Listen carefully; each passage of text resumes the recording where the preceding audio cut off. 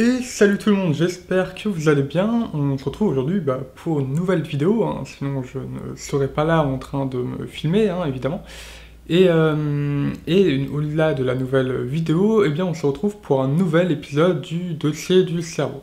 Ça faisait un peu longtemps que j'en avais pas fait un, ça me manquait un peu, puis je vois en plus que vous, c'est une série qui vous plaît bien, donc je pense que ça vous a un peu manqué aussi. Enfin manqué entre guillemets, hein, parce que je pense pas trop que je vous ai manqué. Mais bref. Et donc pour ce nouvel épisode du dossier du cerveau, eh bien on va parler d'un mécanisme cellulaire qui est très important pour toutes les cellules de notre corps en général, hein, mais en particulier pour les neurones. Sinon je vous en parlerai pas évidemment. Mais avant de commencer réellement à parler de ce mécanisme, on va d'abord faire un détour par le fonctionnement de la cellule, parce que on est sur une chaîne de neuro et de psycho, alors je me dis que peut-être que c'est une bonne chose de revoir les bases pour être sûr d'avoir les bonnes bases finalement. Donc pour commencer, une cellule ça ressemble à ça à peu près, schématiquement. C'est-à-dire que toutes les cellules de notre corps, qu'elles soient cérébrales, des os, des muscles, voilà, elles peuvent se schématiser de cette manière-là. Alors c'est un schéma qui est assez simple, hein, c'est-à-dire qu'évidemment la forme de la cellule va changer en fonction du type de cellule, mais globalement ça ressemble à ça. La cellule est donc composée de ce qu'on appelle des organites. Les organites, ce sont des organes qui servent bien à la cellule pour fonctionner. Et chaque organe a évidemment une fonction et qui est évidemment importante pour le fonctionnement de la cellule. Nous, ce qui nous intéresse pour ce qu'on va voir aujourd'hui, c'est 3 organites plus un autre qui n'apparaît pas sur ce schéma. On va parler du noyau, de la mitochondrie, du lysosome, et celui qui n'apparaît pas, c'est le cytosquelette. Évidemment que les autres organites ont une fonction importante, hein, mais c'est juste que pour ce qu'on va voir aujourd'hui, ça ne nous intéresse pas, donc je vais pas en parler. Pour commencer, on a le noyau. Le noyau, en gros, il va regrouper tous les gènes de nos cellules. Ces gènes sont super importants parce que pour chaque gène, on va retrouver une protéine qui est associée. Dans le cas des gènes qui codent pour des protéines, mais normalement tous les gènes codent pour des protéines.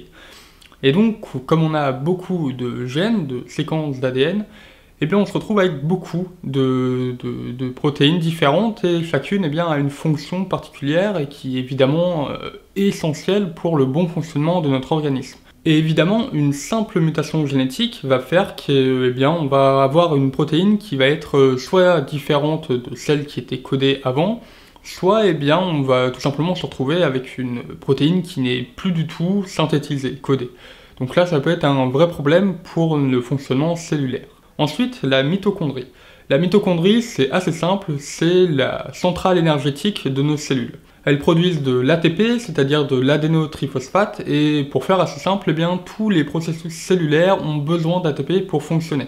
Évidemment, sur le schéma que je vous ai montré tout à l'heure, on avait une seule mitochondrie, mais il faut bien se rendre compte qu'en fonction des besoins de la cellule, on aura plusieurs mitochondries par cellule. Typiquement dans les neurones et dans les cellules musculaires, c'est là qu'on retrouve le plus de mitochondries parce que ce sont les cellules qui ont besoin du plus d'énergie dans le corps. Et au sein même d'une cellule, ce nombre de mitochondries peut varier parce que par exemple une cellule musculaire, elle a besoin de beaucoup plus d'énergie, de mitochondries donc, quand elle fait un effort que quand elle n'en fait pas. Ensuite, on a le lysosome.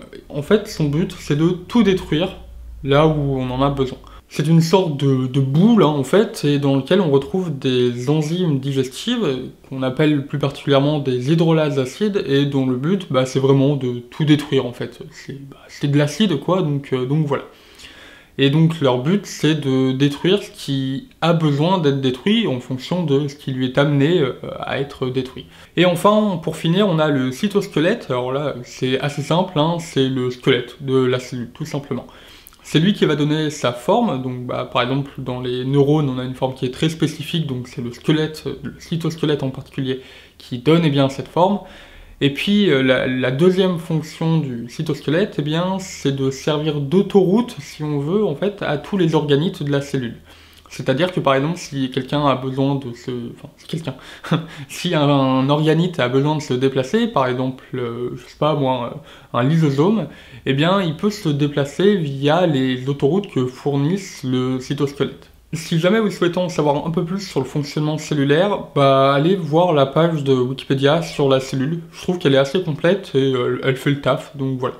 Et pour petite info, hein, comme ça, toutes les animations que j'ai mises, que j'ai utilisées pendant le montage pour vous présenter eh bien, les quelques organites, viennent d'une animation qui est un peu plus longue, qui s'appelle The Inner Life of a Cell, et qui est assez sympa en fait, qui schématise, qui anime on va dire le fonctionnement d'une cellule, et voilà, c'est très utilisé auprès des étudiants, ça vulgarise un peu on va dire, ça permet de mettre une image sur le fonctionnement de la cellule, et c'est vachement pratique.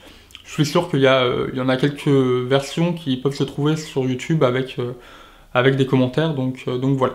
Bon, maintenant qu'on a vu le fonctionnement du coup d'une cellule, ou du moins ce qui nous intéresse pour ce qu'on va voir aujourd'hui, bah justement on va pouvoir voir ce qui nous intéresse aujourd'hui, et qui est un mécanisme qui est vraiment indispensable au fonctionnement de la cellule, hein. C'est-à-dire que une cellule, qu'importe où elle est située dans notre corps, hein, que ce soit des pieds, de la tête, des bras, du foie, n'importe quoi, bref, elle a besoin de ce mécanisme pour bien fonctionner.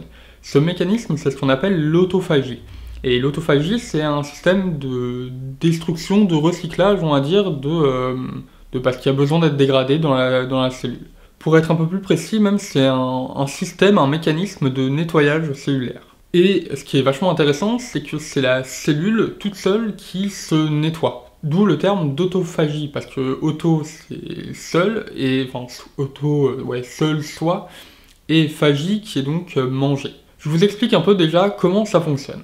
Si on prend une cellule et que dans cette cellule, eh bien, on a une mitochondrie qui, eh bien, à un moment donné, va dysfonctionner. Pourquoi est-ce qu'elle peut dysfonctionner? Pour 36 000 raisons, mais à la limite on s'en fiche, il faut juste savoir que des mitochondries, un peu comme tous les organites, ça peut dysfonctionner à un moment donné. Le truc, c'est que dans le cadre de la mitochondrie, eh bien, un dysfonctionnement, c'est un vrai problème pour la cellule, parce que la mitochondrie étant la centrale énergétique de la cellule, si elle n'a plus d'énergie, elle ne fonctionne plus. Et en plus de ça, c'est également possible que l'énergie qu'elle crée soit défectueuse. Donc là, c'est un peu un poison pour notre cellule. Donc il faut absolument la nettoyer, et c'est là que rentre en jeu l'autophagie. Ce qui est pratique avec la mitochondrie, c'est qu'elle a un système d'alarme qui va dire en fait, à un moment donné, on a un problème. Et elle va donc ainsi alerter la cellule qui va pouvoir s'en charger. Ce système d'alarme, il est composé de deux protéines qui sont la PINK1 et la Parkin. La PINK1, elle est activée quand la mitochondrie a un problème, c'est-à-dire qu'il y a un dysfonctionnement, la PINK1 s'active. Ensuite, la PINK1, elle va activer la Parkin, et la Parkin, elle va alerter tout le reste de la cellule pour dire cette mitochondrie-là, elle a un problème, faut s'en charger. Si vous voulez, la PINK1, c'est un peu l'alarme à incendie, si vous voulez, et puis la Parkin, c'est nous qui appelons les pompiers pour éteindre l'incendie. Et la Parkin, elle va directement activer le processus d'autophagie. Et en l'occurrence, on parle ici de mitophagie parce qu'on détruit une mitochondrie. L'autophagie, donc ici la mitophagie, mais évidemment ça fonctionne pour tous les autres types d'autophagie, elle est composée de trois parties. On a une première de séquestration, ensuite de la dégradation, et pour finir de la création d'acides aminés. Lors de la séquestration, on va avoir différentes protéines qui vont venir se regrouper et qui vont commencer à former une sorte de membrane. Et cette membrane, elle va venir envelopper la mitochondrie, ou n'importe quoi, qui d'ailleurs a besoin d'être séquestré, mais ça va du coup venir envelopper un peu notre mitochondrie. Cette enveloppe, elle prend le terme d'autophagosome. Ensuite, une fois qu'on a cet autophagosome qui est formé, il va venir se déplacer pour aller rejoindre son pote le lysosome. En fait, le autophagosome, il va suivre le cytosquelette, il va emprunter l'autoroute cellulaire, et il va aller rejoindre un centre qui est proche du noyau, et qui est un endroit où tout le cytosquelette se regroupe. C'est un peu, si vous voulez, tous les chemins mènent à Rome, quoi. Là, tous les chemins mènent à cet endroit-là dans la cellule, quoi. Et à cet endroit-là, on a tous les lysosomes, quasiment tous, qui sont regroupés à cet endroit-là, donc c'est hyper pratique. Donc du coup, notre autophagosome, il a retrouvé un pote, un lysosome, et là, à ce moment-là, les deux, ils se retrouvent et ils fusionnent, tout simplement. Cette fusion entre l'autophagosome et le lysosome va résulter en ce qu'on appelle un autolysosome. Pour rappel, le lysosome, c'est donc une enveloppe qui contient eh bien plein d'enzymes digestives et qui donc détruisent un peu tout ce qu'il y a sur son passage, quoi. Donc à ce moment-là, le lysosome, il va déverser tous ces enzymes digestives sur l'autophagosome et là, c'est un carnage, hein. Il n'y a absolument rien qui, normalement, il n'y a absolument rien qui résiste, hein, donc il n'y a plus d'autophagosome, quoi. Il n'y a plus de mitochondries non plus qui étaient dans l'autophagosome. C'est vraiment un carnage, le truc, quoi. Mais en réalité, c'est pas réellement de la destruction, hein, parce que, comme on dit, rien ne se perd, rien ne se crée, tout se transforme, là, c'est réellement ça, finalement. En fait, ce qui se passe, c'est qu'on a un mécanisme de recyclage, et le lysosome va découper, si je peux dire, tout ce qu'il y a à l'intérieur, finalement.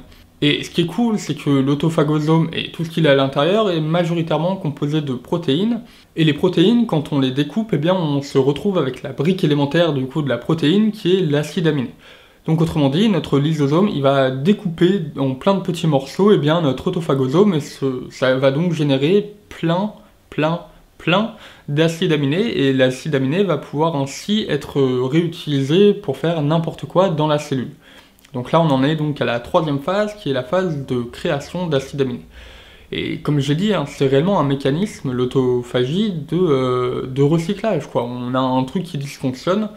Ok, c'est géré par un autophagosome, par un lysosome, les deux qui fusionnent, on découpe tout ça et pouf, des acides aminés qui vont pouvoir être réutilisés. C'est super pratique.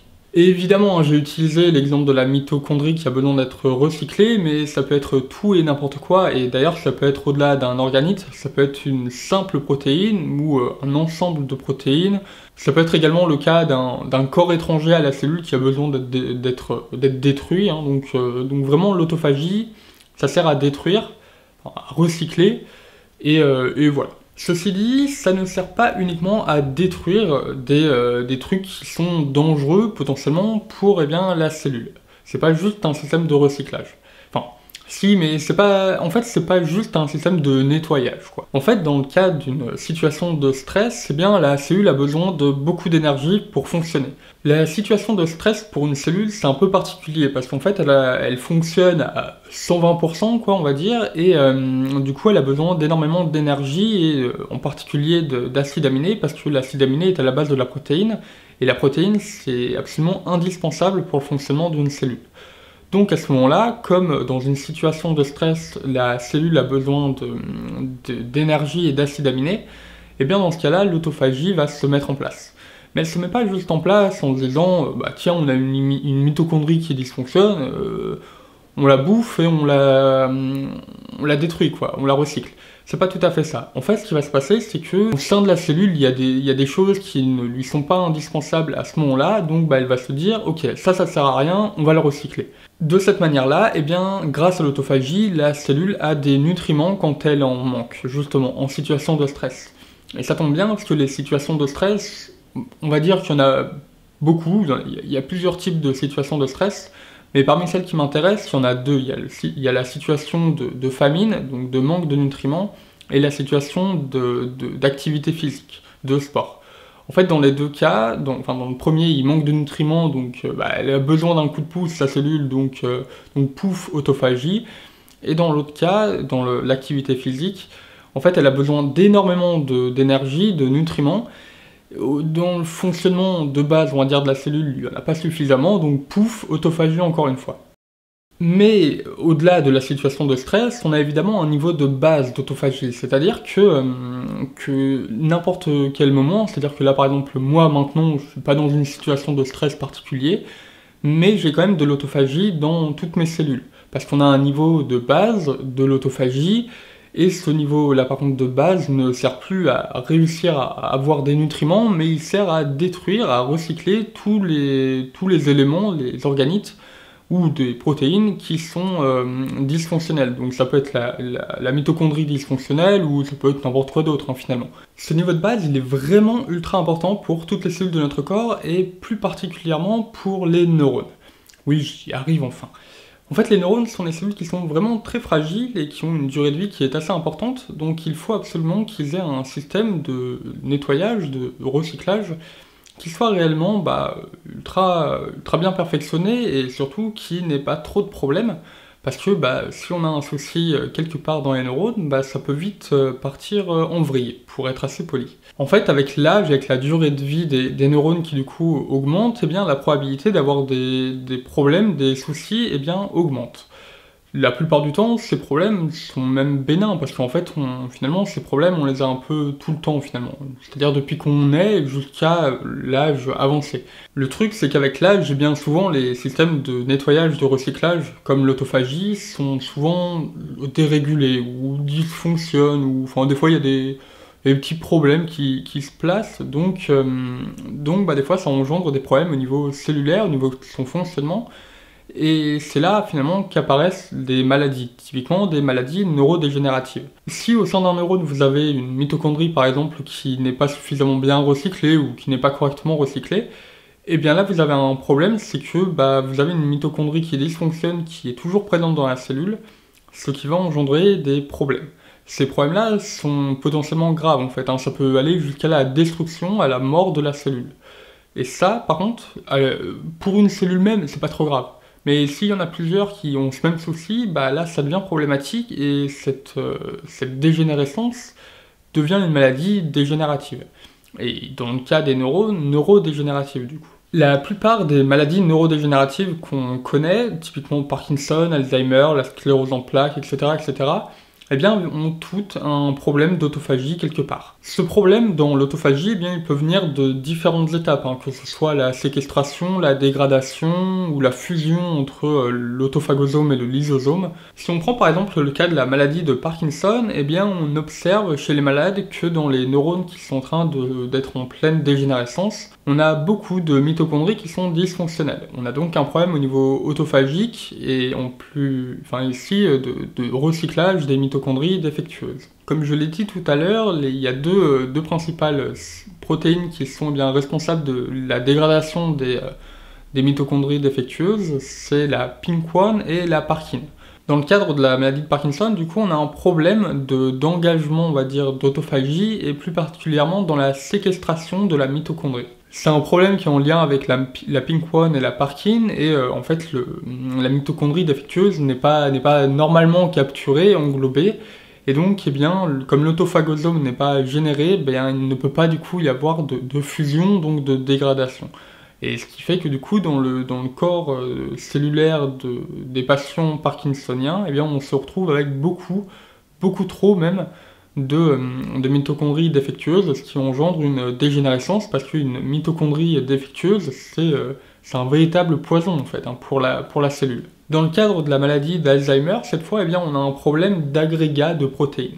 En fait, les agrégats de protéines, ici qui sont des protéines Tau, eh bien, ce sont des protéines donc Tau qui dysfonctionnent, qui n'arrivent pas à fonctionner correctement, et qui viennent se regrouper, en fait, qui viennent faire des paquets, et ces paquets, ça vient boucher les neurones. Et si on a un neurone qui est bouché quelque part, en fait, c'est un peu... Le neurone, il est bouché, quoi. C'est bête à dire, mais c'est vraiment ça, quoi. Il est bouché, il fonctionne pas normalement, donc il finit par mourir. Et donc ici, on se retrouve avec un problème autophagique qui n'élimine pas suffisamment les protéines Tau. Normalement, les protéines Tau, elles sont présentes dans la cellule, mais elles peuvent être éliminées, c'est pas un problème. C'est juste l'autophagie, elle fait son taf normalement, quoi. Sauf que dans le cas des maladies de Parkinson, là, l'autophagie ne fait plus le café, comme on dit. Ici, le problème autophagique, il vient de la dégradation des protéines. L'engagement de l'autophagie, donc la séquestration, est correcte, la fusion entre l'autophagosome et le lysosome est également correcte, mais à ce moment-là, la dégradation n'est pas correcte, donc au final, on se retrouve avec toujours les protéines qui sont défectueuses dans la cellule. Bon, après, vu tout ce que je viens de vous dire, du coup, par rapport à l'autophagie, on pourrait se dire finalement que, utiliser ce mécanisme-là, ce processus, à des fins thérapeutiques est avantageuse. Et oui, en fait, on voit que chez les patients ou alors dans des cas de modèles animaux, on a des diminutions des pathologies neurodégénératives quand on utilise des traitements qui boostent, on va dire, l'autophagie ou qui la remettent à un niveau normal.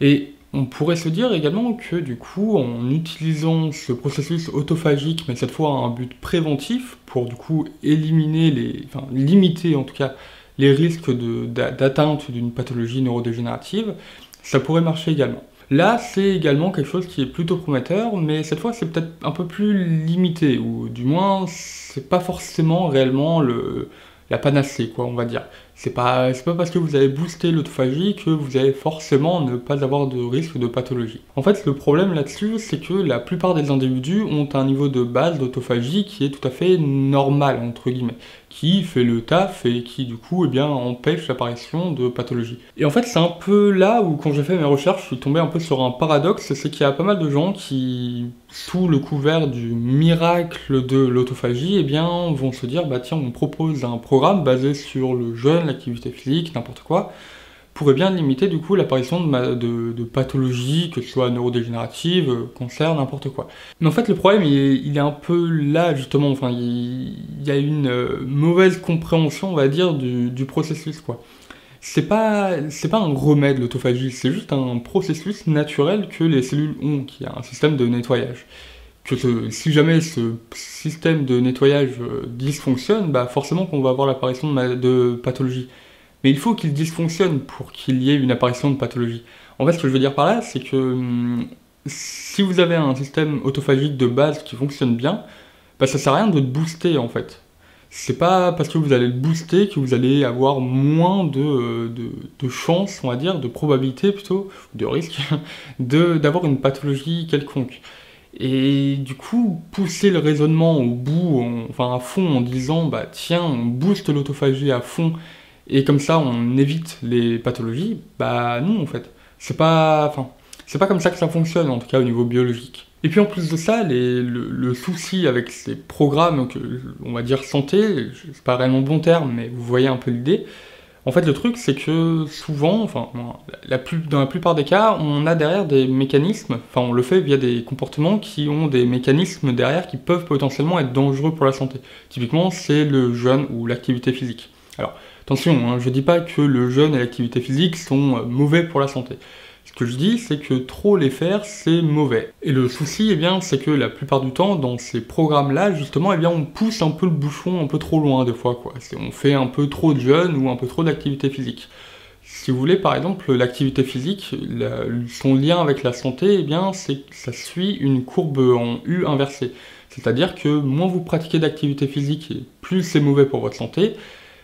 Si vous faites à un niveau modéré de l'activité physique, c'est très bon pour votre santé, mais par contre si vous forcez, si vous en faites beaucoup trop et trop souvent, bah là ça devient mauvais pour votre santé. Je sais pas comment ça fonctionne au niveau du jeûne, hein. Peut-être que ça fonctionne de la même manière, j'en sais rien. J'imagine que ça fonctionne de la même manière, parce que généralement c'est la plupart des comportements ont à peu de choses près les mêmes courbes de santé. C'est-à-dire que pas assez c'est mauvais, ou à un niveau moyen c'est très bon, trop c'est mauvais. Et donc on pourrait se dire que du coup, bah, booster l'autophagie à travers des mécanismes, enfin des comportements de type jeûne ou activité physique, et trop forcer sur ces comportements-là, c'est très mauvais. Donc voilà, faut faire attention, si jamais vous voyez des programmes comme ça et tout, j'ai vu en faisant mes recherches qu'il y en avait beaucoup qui sous couvert du miracle de l'autophagie, etc., eh bien, proposer ce genre de choses, qui plus est des trucs payants des fois. Bon voilà, faut faire attention et bah, dans tous les cas, allez voir votre médecin, c'est lui qui déjà vous connaît mieux au niveau de votre corps hein, finalement, parce que bah, chacun répond d'une manière différente à un comportement, à une thérapie, etc. etc. Donc voilà, et puis surtout, bah, le médecin, c'est celui qui connaît le mieux hein, ce qui fonctionne pour votre santé. Bon, en tout cas, j'espère que le sujet de la vidéo et la vidéo eh bien, vous a plu. Si jamais c'est le cas, eh bien, n'hésitez pas à partager, like, etc. Et puis autre chose, pour également bah, soutenir le développement de la chaîne, eh bien, n'hésitez pas à vous abonner si jamais la thématique de la psychologie, de la neurologie eh bien, vous intéresse, parce que bah, j'en parle tout le temps. Et puis n'hésitez pas non plus à passer un petit tour sur eh bien, mes réseaux sociaux. Je vous mets les liens en description et en commentaire épinglé. Puis bah, moi sur ce, eh bien, je vous souhaite une bonne semaine et puis bah, on se retrouve à une prochaine. Allez, bye bye.